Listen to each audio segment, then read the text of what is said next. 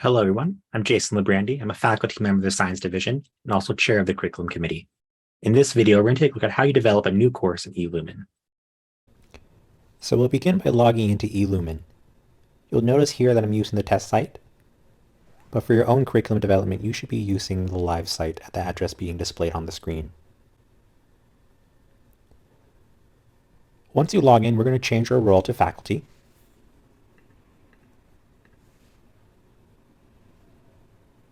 And then change the in, which is our discipline, into the discipline we're trying to develop curriculum for.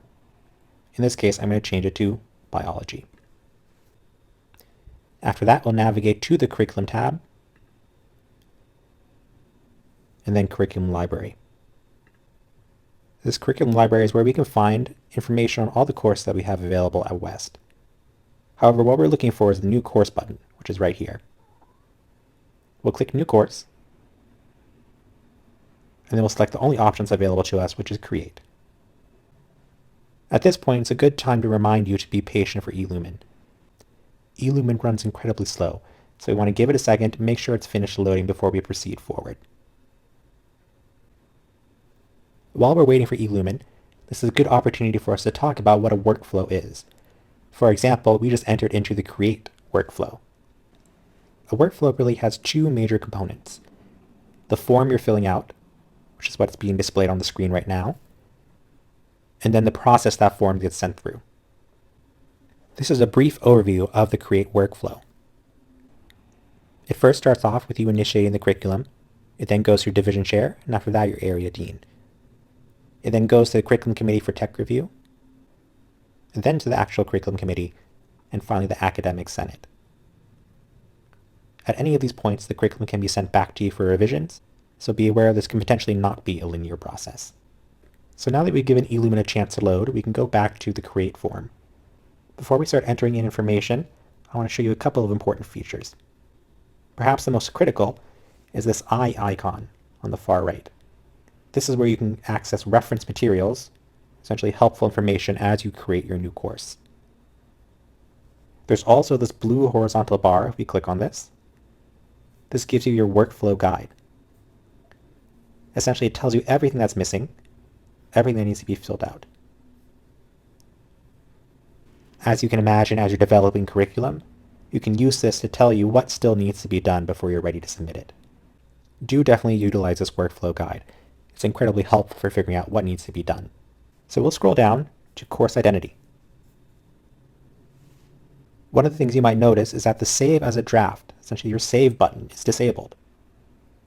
In order to save this course, we need to give it a subject full name, in this case biology. Again, you can see I'm being patient here as eLumen loads. We're going to give it a course number, and finally course name.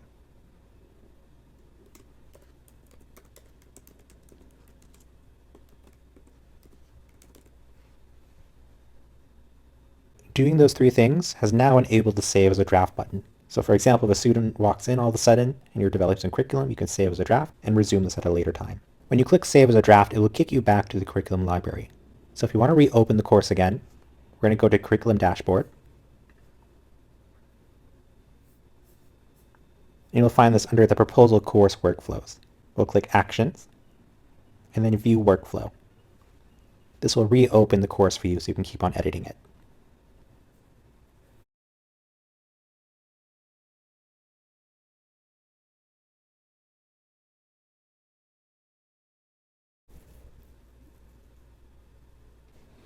You might notice that the workflow tools number has now decreased. It started at 31 and now it's down to 27.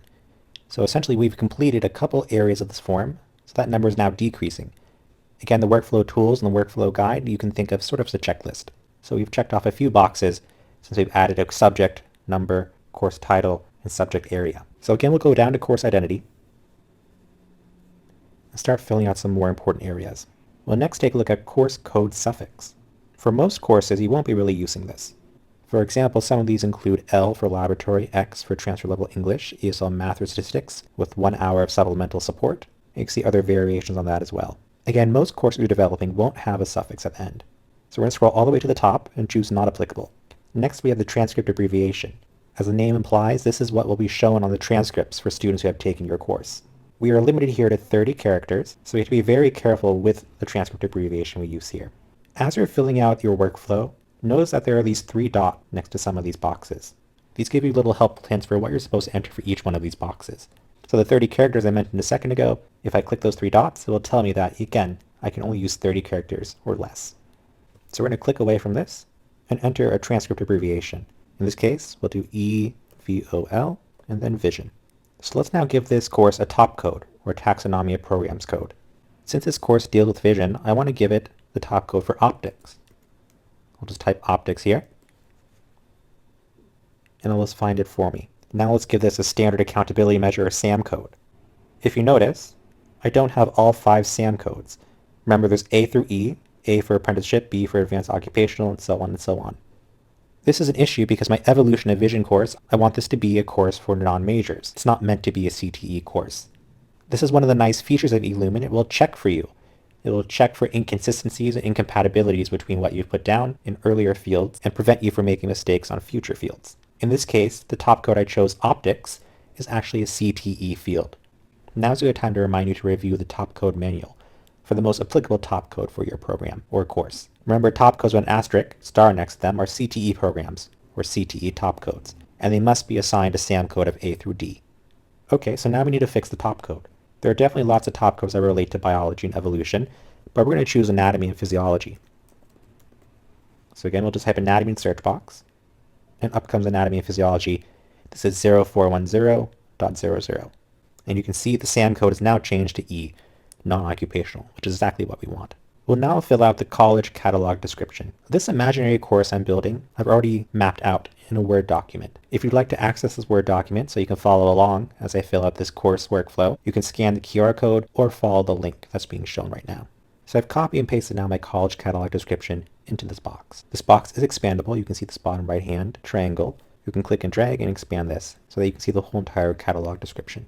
So we're now done with the course identity box. We'll scroll down now to proposal details. You can see the author has my name on it, so we'll check my name. But let's imagine I wanted to work with some other people.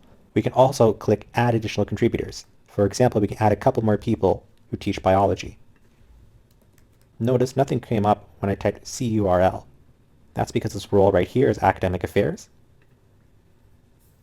I want to make sure it's on faculty. So now we have Brian Carletto. We'll click his name. We'll also add Vered Mrmovic. So now I have 2 additional contributors to this COR. Click Close, and also select their names.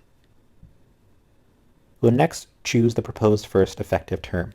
This essentially is when we'll first offer this course. Remember that approval for GE areas can take some time, so do plan ahead. You can consult with your curriculum chair about the best proposed first effective term. In this case, though, we'll choose Fall 2023. We'll next choose a proposal rationale type. There are 6 options: strategic planning, pathways framework, awards or transfer program requirement, program review, periodic review, and then other.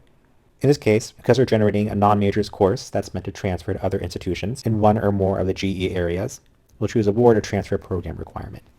If you choose other, you can see there's a box here to input your rationale. There's also a spot here to upload any files. For example, if this course is being created as a result of advisory board meetings, you can upload some minutes here to help provide some justification for your proposal. We'll now scroll to the next section. There is just a box here that reminds you or warns you not to use the Add Cross-Listing button above. We'll actually cross-list this course, so I'll show you how we do that. But again, it's not going to be done via this button up here. So ignore this blue button in the top right-hand corner. The last part of this section of the form is a district schedule description. If you remember, we actually already entered a catalog description at the very top. So why is it asking us now for a district schedule description? We can click the 3 dots here, and it will tell us exactly what this district schedule description is. Essentially, this is a catalog description that will be used by all colleges that run this course. This is a good time to remind you of the various district attributes we have. These district attributes are shared between all 9 colleges, so they must be generic enough that any college can use them. So we'll go back to the worksheet I have, or the template that I've written out for this course, and we'll copy and paste into this district schedule description. So here's my finished district schedule description. You'll notice I've removed any West-specific aspects of the description, so we're really just left with this first sentence right here. The last part of this form is now the comment section. Please do not use the comment section. Unlike ECD, where comments are shed as the CR becomes published, The comments here in eLumen are permanent. They cannot be removed. So again, please do not use the comments section. If you need to make comments, please use email. So we're done with this first page of our Create workflow. We'll scroll to the very top and select the next tab. This will be the Affiliations tab. The Affiliations tab is still slightly in development. Normally we'd be able to affiliate this course with a program, but as you can see, this is grayed out. So it's not a possibility for the time being. So let's skip this first box and move down to the second one. This is a very important box because this is where we will choose the transferability and the requests we're going to be putting in. We'll first choose whether this is a CSU transferable course or UC and CSU transferable course. For most of our credit courses, they'll at the very least be transferable to the CSUs. It's fairly rare that we choose non-transferable. In this case though, we'll choose transferable to both UC and CSU. You'll notice under transferability status it says pending. The articulation officer will come back at a later date and update this transferability status based on information they receive from the UC in particular. At this point, all we've done is request essentially elective credit of both the UC and CSUs. What we want to do now is start adding in GE areas. So we'll click this button in the bottom right hand corner and choose a request type. Let's first start with the CSU general education areas. Since this is a science course, we're going to choose area B2, B3, and because we're dealing with vision, perhaps maybe B1. It's definitely very unlikely in this instance, but remember we're requesting GE area approval. We're not guaranteed any of these, so we're just requesting it. Okay, we've gotten our CSU GE areas. What about IGETC, our intersegmental general education curriculum? We'll just choose IGETC right here and choose the appropriate areas. In this case for IGETC we'll be more realistic. We'll choose only 5B and 5C, biological sciences, and then laboratory. Remember, the LACCD has her own general education pathway. While CSU GE and IGETC are very popular, we want to make sure we're also requesting that this course be added to the LACCD GE pattern. So we'll again click the button in the bottom right hand corner and choose now LACCD GE. We'll choose the area, in this case A, Natural Sciences. This is also the same spot where you'll request CID approval. Click this again and click CID subject and area. You'll have to look closely through the CID descriptors by going to the address below. In this case though, we'll request CID approval for anatomy. This is biology 110B. Again, with all of these you can see they're saying not transferable. The articulation officer will go back and change this to a later date once they receive approval. The last thing we'll do in this section is add a cross-listing. Under request type, we'll choose 7 cross-listing. Under area, we're going to choose other. And we're going to enter in anatomy 108. So this new course we're creating will also be cross-listed with anatomy 108. So it's definitely quite a bit, but now we've finished up our transfer requests. This is definitely a very important section of the Create workflow. Next, we'll move to function. For this course, it will be program affiliated. Remember at the very top we could not choose program, but we can at least here choose yes to be affiliated. Choosing yes to be affiliated also chooses program applicable. While we couldn't choose a program above, we can list the planned program affiliations. For example, here we might list AST Biology.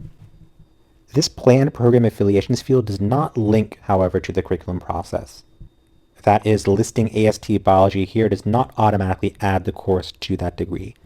You'll need to submit a separate program modification form in order to change that. We'll now skip to apprenticeship status. We'll choose not an apprenticeship course. Most of your courses will not be apprenticeship courses. For planned apprenticeship, we already have no selected for us.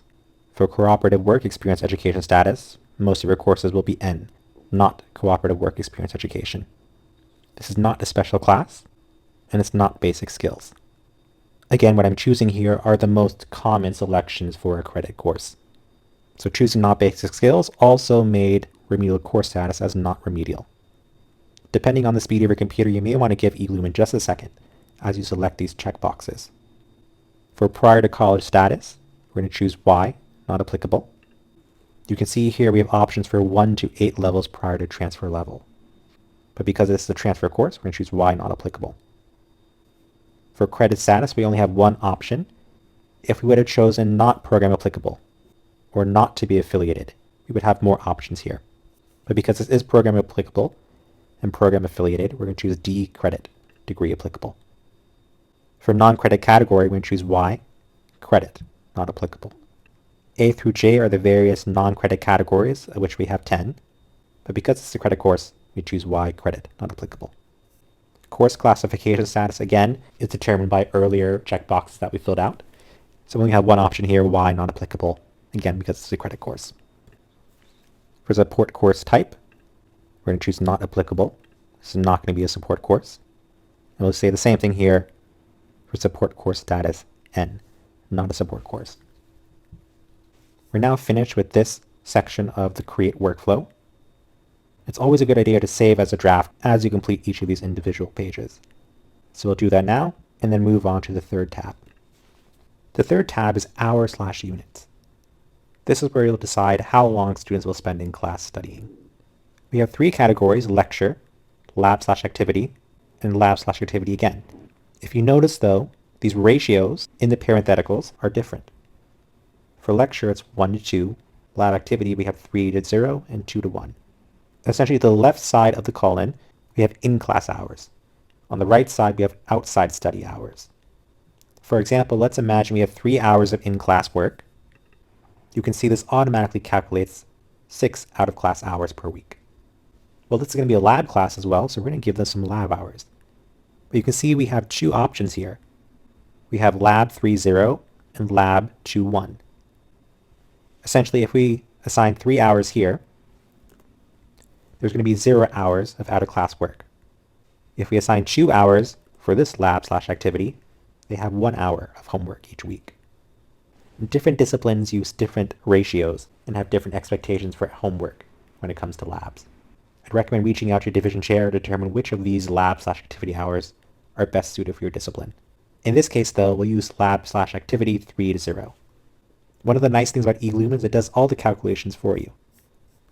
If we scroll down, we can see the total student learning hours for this course per semester is 216 hours, and the units for this course are 4. However, we're going to make this a variable unit course. We're going to scroll all the way back up, and underneath profile name, we're going to change this to minimum. We're now going to click Add New Profile and type maximum. We'll again have 3 hours of lecture. But let's imagine somebody really wants to have a lot of lab. We can put 6 hours of lab here. And this will give us now 5 units as the maximum. So we'll continue on to the next box. There are a handful of warnings here, such as not using weekly specialty hours. So we'll skip those and head to units calculation method. For the vast majority of courses, we'll choose standard, which is the student learning hours divided by 54, to determine how many units this course is. We'll next move on to to be arranged TBA, and again for most courses we're going to choose no. This TBA should not be confused with the TBA we use in our class schedule. We often use that to designate an asynchronous online course. This TBA is used for something called positive attendance. For example, we have a course where we want to take attendance each day and calculate how many hours a student has been in class to award credit. We would use TBA. So again, for the vast majority of credit courses, we're going to choose no here for TBA. We're now done with this section. Let's move on to the fourth tab. This tab is conditions on enrollment. Essentially, this is where we'll establish prerequisites. If we go back to the template we're using to build this course, you can see I want a prerequisite of Biology 3 or Chem 60 and 66.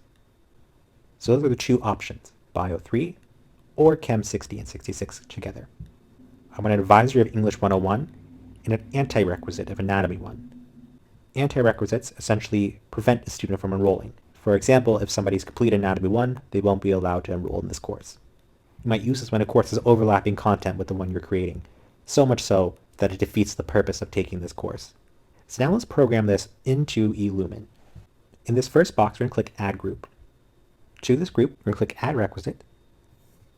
And we're going to ensure that this says Prerequisite right here. We're going to enter in Bio 3 first. So we're going to go down to Course and type in Biology 003. For this content review box, we're going to skip this for a second. We're simply just going to click Add Requisite. We're now going to go to Select Objectives and Outcomes. And this is going to show us all the objectives and student learning outcomes for Biology 3. To make life easy, we're just going to choose number 1. describe the mode of inquiry used by a biologist. Of course, when designing your own courses, you're going to choose as many of these as necessary to justify the prerequisite that you're choosing. We're going to scroll all the way down and click Add. That will now populate into this box over here. Okay, so we have the prerequisite Biology 3 down. Remember, we want Chem 60 and 66. So we're going to click Add Group, and you can see here it has an OR. They can take Biology 3 or Chem 60 or 66, which we're going to add now. Again, we're going to ensure we have prerequisite here. We're going to type in Chem 060, add requisite. We're going to select Objectives and Outcomes. Again, we'll select as many of these as needed to justify the prerequisite, but we'll just choose the first one for today. We'll click Add, and now we need to add in Chem 66. We'll click Add Requisite again, and type in now Chem 66. Click Add Requisite, and choose Select Objectives and Outcomes. Okay, so now we have Biology 3, or Chem 60 and 66. How do we program now those advisories? Well, we'll have to do this by adding those advisories and anti-requisites to both of these groups. Essentially, you can imagine we have Group 1 right here for Biology 3, and then Group 2 for Chem 60 and 66. So we're going to add both the advisory and the anti-requisite here. So we click Add Requisite again. Now we're going to change this box to Advisory.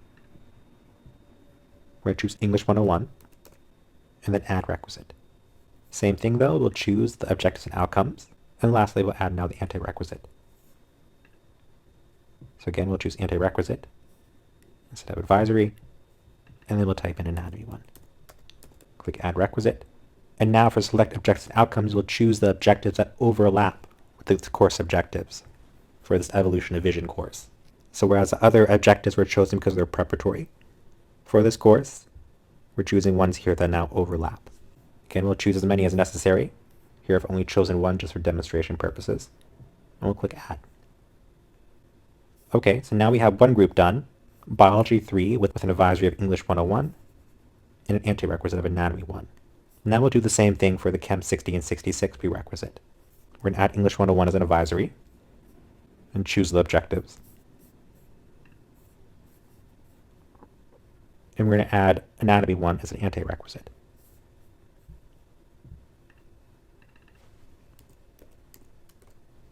And now we'll choose the overlapping objectives and outcomes. So now this reads as an advisory of English 101 and an anti-requisite of Anatomy 1. There are two prerequisite options then, either Biology 3 or Chem 60 and 66. So what we've entered here now matches what we're showing on the Word document. We'll now move on to the target course content. For this, we'll need to create a table. This is a rich text editor, so we can click this little button right here, which will create a table for us. This table is going to help facilitate the justification. This will be done by mapping the prerequisite and advisory objectives to this course content. In this case, we have 1, 2, 3, 4 objectives in total that we need to justify. Since this table is going to have headers, we're going to have 5 rows then and 2 columns. Into the left-hand column, we'll type prerequisite objectives. Into the right-hand column, we'll type course content. We'll now copy the prerequisite objectives from above. For example, we'll take this first one from Biology 3. We'll enter this into the left-hand column. For course content, we'll now list a course topic that relates to this prerequisite objective. For example, let's imagine this course where they're going to learn about the scientific method. So here we're justifying this prerequisite objective by saying they're going to use the scientific method or learn more advanced topics related to it in this course. We'll repeat this with all the remaining objectives, again aligning them to course content for the course we're developing. It should also be noted that you can copy and paste tables from Word. If you're more comfortable creating tables there, that's definitely a possibility. We're next going to move on to non-course conditions. For most courses, you're not going to choose any of these. There are some exceptions though. For example, dental hygiene might choose admissions to a specified program granted. So for example, if a student needs to be admitted to the dental hygiene program before they can take a course, that option will be selected. So you've defined these various prerequisites and we provided some justification between the objectives and the course content. We need further validation, though, for the prerequisites. There are some generic validation types, but you have to be very clear about why these prerequisites are necessary. If you have some statistical validation already available for this, you can either put it into this other, or you can upload it in the first proposal tab. But again, if you're requiring prerequisites, you need to be able to justify those. The last part of this page is the student fees. If you're purchasing materials and passing out those fees to students, you'll choose yes here. For most courses, you're probably going to choose no. But let's imagine yes, we want to add an additional fee for this course. We'll click yes, and add in some amount of student paid materials fee. Let's imagine $10. For this course, let's imagine we're going to have students do some sculpting, perhaps of an eyeball. So we'll add clay here for the description, and we'll give a little bit of justification. We need this clay for a sculpting project. For student paid materials fees, there has to be at least one of the two options below selected. Either possession or handling of the goods outside of the classroom environment without appropriate precautions/training represents a potential health and/or safety risk, or the institution can provide the goods at a below bulk cost than typically charged to individual consumers. The idea is this item too dangerous to be handled without training? So for example, if a student gets this week 1 of the course, could they potentially hurt themselves if they haven't been trained yet? Or can we get them a better deal? In this case, we'll choose the second option. We'll finally validate the student paid materials fee. What the validation actually means, when you click the 3 dots, you can see we're agreeing to these 4 items right here. So we'll choose true, and then take our opportunity to save as a draft. The 5th tab just instructs you to leave it blank. So we'll move on to learning outcomes. Learning outcomes is a very large section, so I recommend storing your information in a Word document or somewhere else, just in case you get logged out of eLumen. We'll first start off with the course objectives. To format the course objective, we're going to add a number, a space, and then a dash. Remember, course objectives use a verb taken from Bloom's taxonomy. So the way we read this in its entirety is after successful completion of the course, the student will be able to compare and contrast how various animals see. So the verb is compare and contrast, and the objective is how various animals see.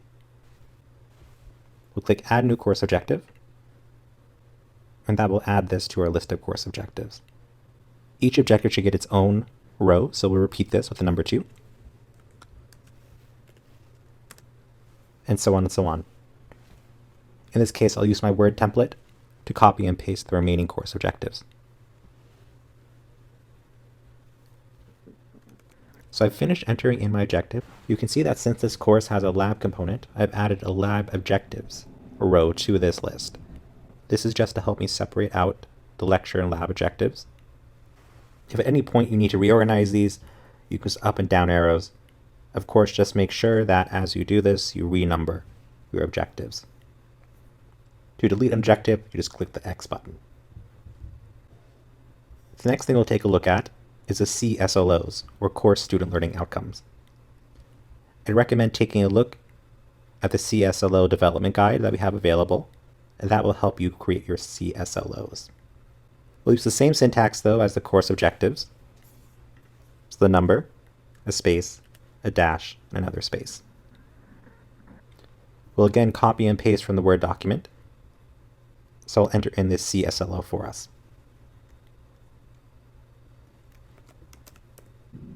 So I've entered in our CSLO. We're going to click Add New CSLO, and this will create a row for us.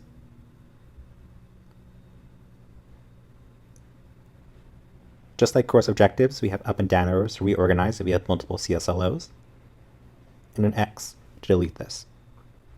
One thing just to remind everybody of is that these course objectives and CSLOs are probably a little bit too simple. The course we're designing here is not following best practices word for word. This course is simply just for demonstration purposes. Regardless, we'll continue ahead. For expected slow performance, in general, we'll always use 75. This means that 75% of students is what we're expecting to pass this CSLO. So continue on now to the lecture content. This is another rich text editor, so you can often copy and paste content from Word if you want. But if you want to write it directly here, we can use this button right here to create a numbered list and start entering in our topics.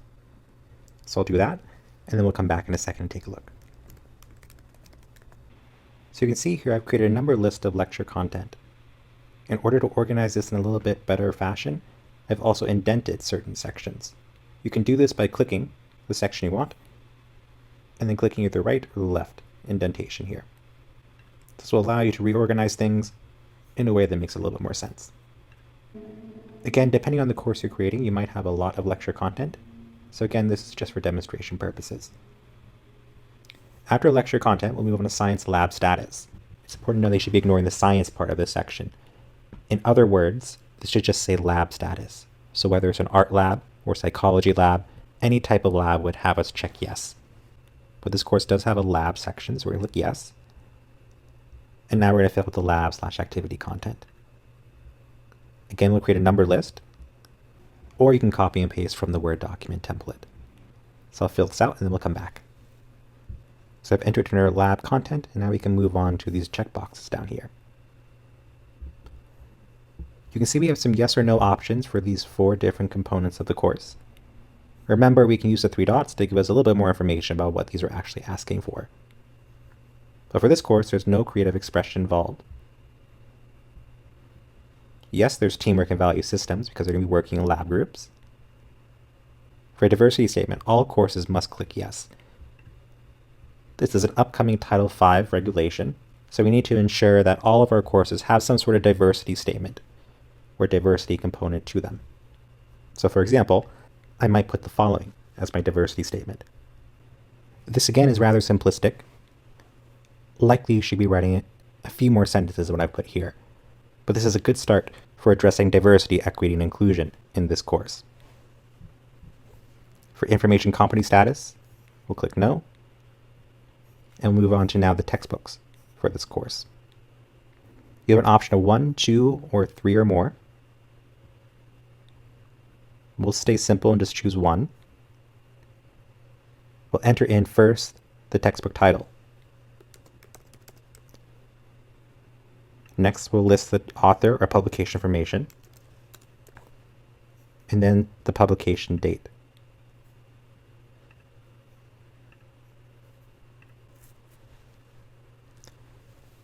If the textbook is older than 5 years, you'll have to provide a justification for why it is out of date. Probably the most common example of this is instructors teaching in English. If you're using a book by Dickens or Shakespeare, for example, you'll have to provide some sort of justification for using the out-of-date text. In that case, the justification would be that it's a key or seminal text in the field, and that would be a valid justification. Here, though, we're using an OpenStax biology textbook that was published in 2022, so we don't have to do this justification. Since this is an open educational resource, it's going to be zero cost, so free to students, and we'll also click this OER, or Open Education Resource button. The content is digital, or it does include digital content. For example, McGraw-Hill Connect or Pearson Mastering, those would be examples of digital content as well. If you're just using the physical textbook, however, you're not using those additional ancillaries, you don't have to click yes for its digital content status. But in this case, because we're using this OpenStax textbook, it does have a digital component to it. So click yes here. We'll click permanent access. Again, if you're using Mastering or Connect or any sort of similar product, you'll choose temporary access, since those are subscription services that do expire. Any additional information about the access terms, in particular, if a student wants to extend access for up to 2 years, you'll put that information in this text box. Because digital resources do have various accessibility issues, you'll have to acknowledge both the resource accessibility and universal design of the resource. The last part of this textbook section, we're going to put the additional student-provided resources that are required. For example, you might require Scantrons to be purchased by the student. In disciplines with essay exams, you might require Blue Books, for example. Next, we have library/learning resources. If there is some component of the course that requires something from the library, you'll stick it in this section. For example, we can imagine that as part of this course, we might require students to read some sort of journal. So as part of the section, we'll put access to the journal cell.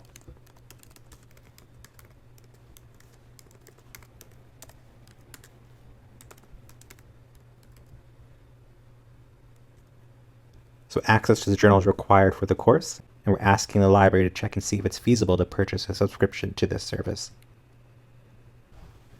Next, we'll move on to methods of instruction. You can choose any of these that you find applicable. For example, there's a lecture portion of this course, so we'll choose lecture/demonstration. There's a laboratory/practical activity. We also mentioned that there was going to be a field trip in the catalog description, so we'll choose that as well. If there's anything not on this list, you can always click Other, and a text box will open up where you can put more information. Next, we'll move on to assignments. So there's a required textbook and content resources. And again, we're getting access, where we're going to request access to a journal. So we have online publications as well as peer-reviewed publications. These, I should say, are reading assignments. We also have writing assignments. So for example, we'll be doing lab/activity reports and short essays. Part of Title V regulations for a college transfer level course is that there must be critical thinking. So in this text box, we'll write a couple of sentences about how students will critically think. Again, for the purpose of this demonstration, we'll keep it fairly short here. Likely for your course, you want to write a few more sentences than what I'm putting.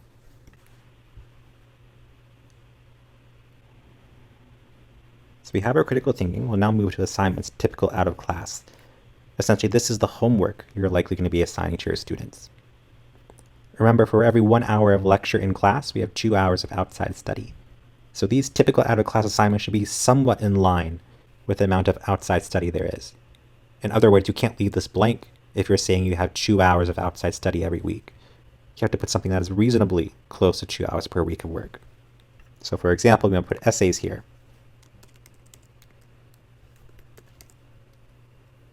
Or we could put journal summaries. Again, you should be expanding on these in your own course, explaining what the essay would be, what the journal summary might be. Again, you want to demonstrate that this is equivalent to 2 hours per week of outside work for every unit. We'll move on to evaluation and grading. So we mentioned essays a second ago, but you can imagine there might be exams or quizzes in this class. We mentioned lab activities earlier, and potentially research reports. Again, you also have other. So there's other methods of evaluation. You'll want to list them in this box below. For most courses, it's not going to be open entry or exit, so we're going to click No here. And for most courses, you're going to have credit letter grade. Credit for prior learning is still being developed, so for the time being, I'd recommend you choose TBD, unless you know for certain that your course is not eligible for credit for prior learning. So we'll choose TBD and move on to active participation status. Active participation essentially means that the student has to become physical or do physical activity as part of the class. For example, visual or performing arts, kinesiology, intercollegiate academic, athletic or vocational competition, or co-op work experience. All examples where a student has to be physically active.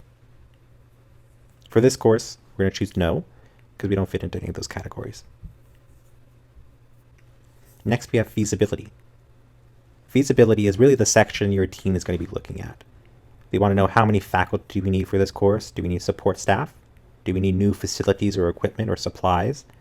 And of course, how much all of this is going to cost. For example, let's imagine we need one more additional faculty to teach this course. We're going to enter 1 here, and then we're going to enter the cost of this additional faculty. We'll of course have to sort of approximate because the rate for a full-time faculty member versus an adjunct is different.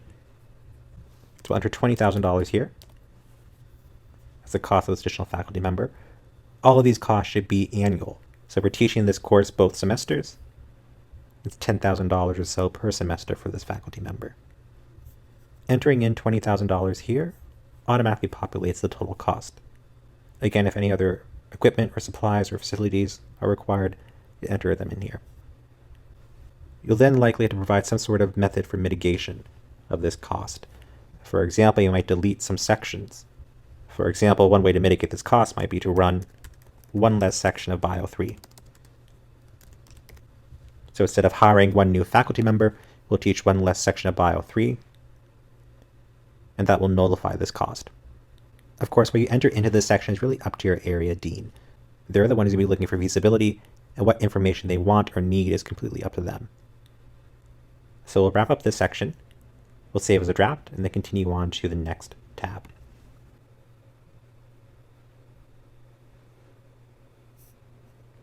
The next tab is something called the curriculum map. This might look somewhat familiar if you remember doing slow addendas. You might remember making that table and then filling out the table by putting X's to align your CSLOs with the institutional student learning outcomes, or ISLOs. We're going to do the exact same thing here. At this point, I should say, with the adoption of eLumen, we no longer have to do DE or slow addendas. That is, we don't have to fill out the separate documents. Here, things like the curriculum map and the slows we entered in the previous tab nullify the need for those documents. So again, we'll match the CSLO with the core ISLO. Really, this CSLO doesn't really fit with any of these, but just for the sake of demonstrating this part of eLumen, we'll just check critical thinking. And you can see here that this CSLO aligns now with the core ISLO of critical thinking. Notice over here we have different mapping destinations and different classes. For example, in the future, we might have different classes that you can align to. The other mapping destination you want to take a look at is the program mapping destination. You can see here it says no mappings found for the selected filters. And if we go over to program SLO classes, you can see there's no options here. At this point, you want to contact Joy Ogami Avila, who will help you map your course to the program learning outcomes, or PSLOs. Because this course has not been tied to a program yet, you're not going to be able to align those CSLOs with the PSLOs.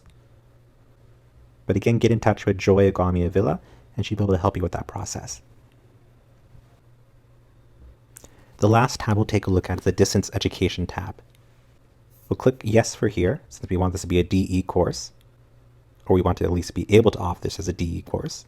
The next thing we have is in-person contact hours. For most courses, this is probably going to be 0. Essentially, you can think of in-person contact hours as being the minimum hours that have to be in person.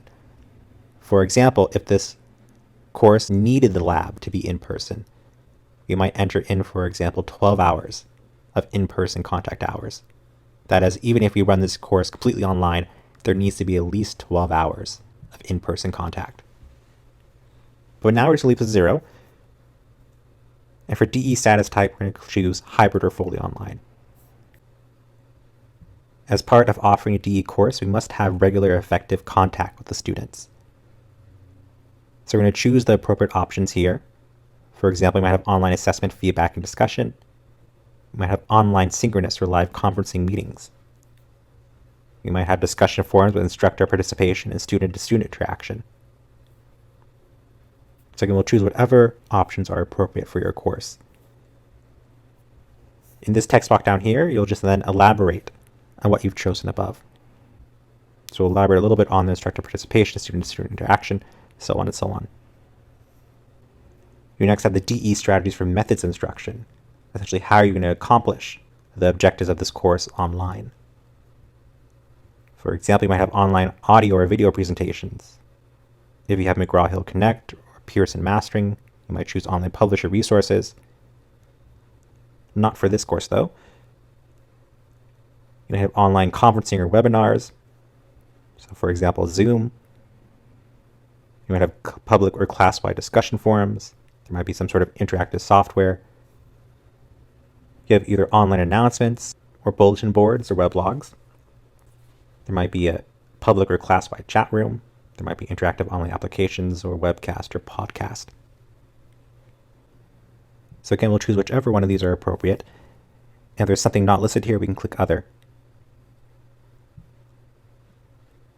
This will open up a text box for us where we can enter in those other methods of instruction. Next, we have the DE strategies for slow/objectives. We're going to create another table here. If you remember, we had 4 learning objectives and 1 CSLO. This table is also going to have headers, so we're going to have 6 rows and 2 columns. So we're going to list the objective on the left-hand side, and the method on the right-hand side. For the objective, we're simply going to list out the learning objectives in the CSLO.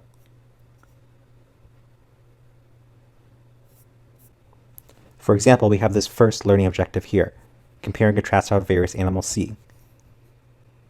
And then I'm going to provide a method for how I'm going to accomplish that objective. For example,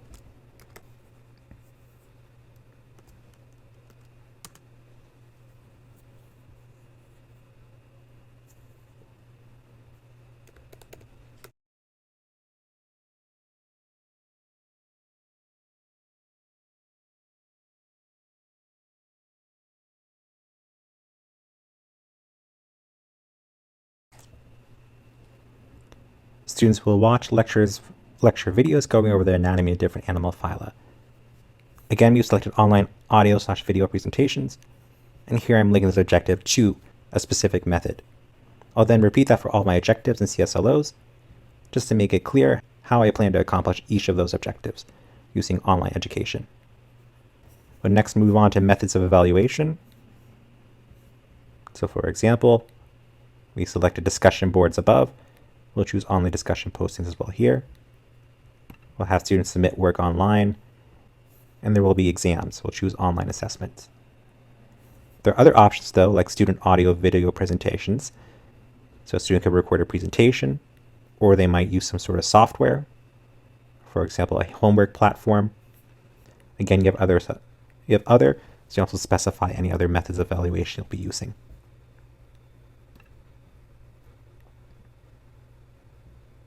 It's critically important, of course, that our DE courses are accessible, so you'll have to acknowledge the accessibility and universal design of the course. Also on this page is the honors section. We don't have honors courses yet, at least full honors courses. So we're just going to choose not applicable for the time being. As we go forward, you'll see a lot of boxes say curriculum technician.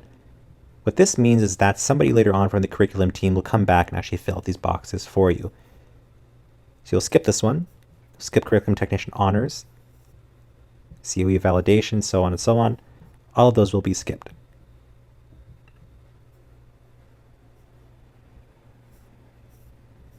The only one of these that you want to fill out is curriculum technician funding category. You'll choose select an option. You'll choose whichever one is going to be applicable to your course.